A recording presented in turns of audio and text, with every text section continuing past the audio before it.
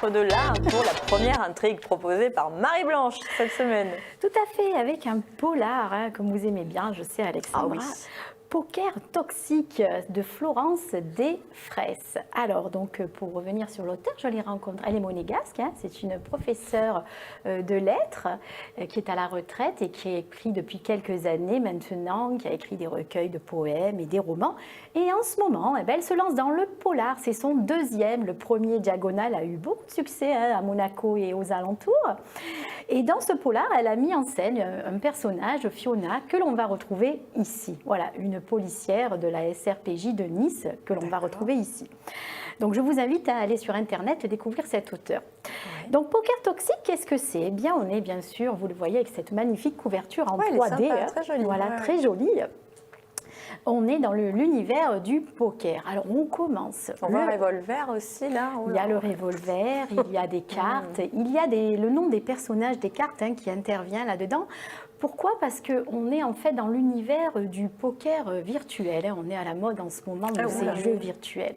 Et on commence avec une ambiance très Hitchcockienne. Voilà, c'est-à-dire qu'on suit une femme Chantal qui se prépare, qui se met tout embouttée parce qu'elle a un rendez-vous avec un homme qu'elle a rencontré sur un site de jeux virtuel qui avait un pseudo qu'elle ne connaît que par la voix.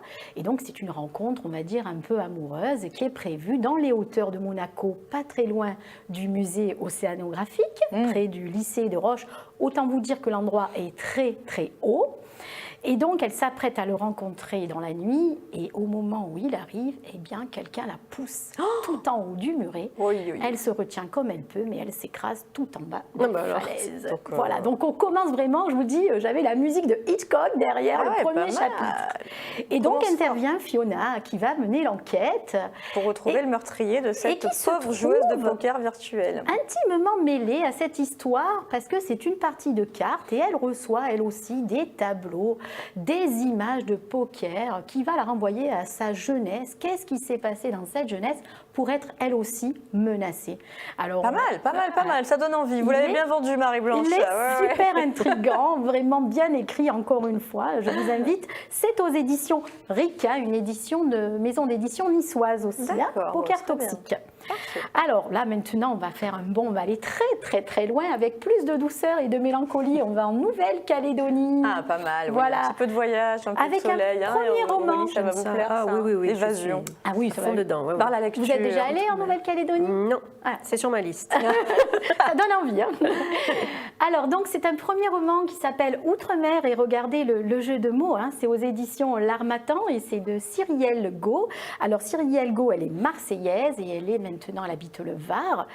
Elle a vécu pendant les années 90, pendant 6 ans en Nouvelle-Calédonie. Quand elle est arrivée dans cette île, elle a été surprise par la beauté des paysages, la culture, et elle a commencé à tenir un journal de bord sur tout cet environnement paradisiaque.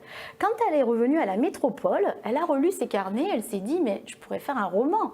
Qui se déroulerait dans ces paysages-là. Donc elle a inventé des personnages, une histoire, et ces personnages gravitent donc dans tous les magnifiques paysages que l'on peut découvrir en Nouvelle-Calédonie. Alors c'est l'histoire de Marie, donc une jeune femme qui débarque en Nouvelle-Calédonie avec son mari puisqu'il est muté là-bas, et elle arrive avec ses enfants, mais contrairement à ce qu'on peut penser, on a l'impression dès les premières lignes qu'elle est très mélancolique et que le bonheur ne sera pas malheureusement au rendez-vous.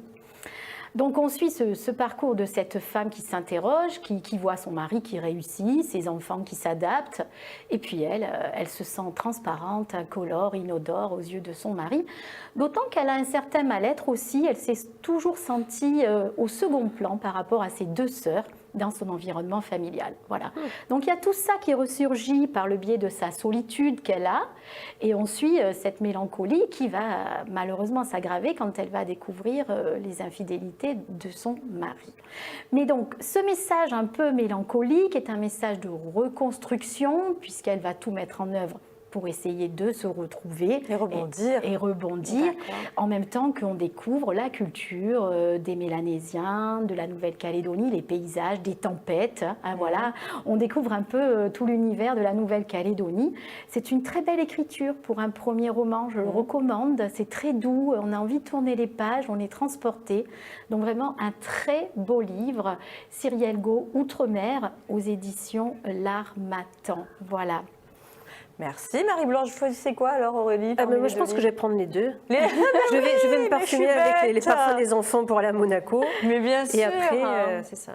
Et oui, un petit peu. Je voyagerai un petit Et vous voyagerez Deux grâce univers à différents, Marie-Blanche. mais qui vraiment nous transportent et nous font voyager. C'est très agréable. On en a besoin en ce moment. Ah oui.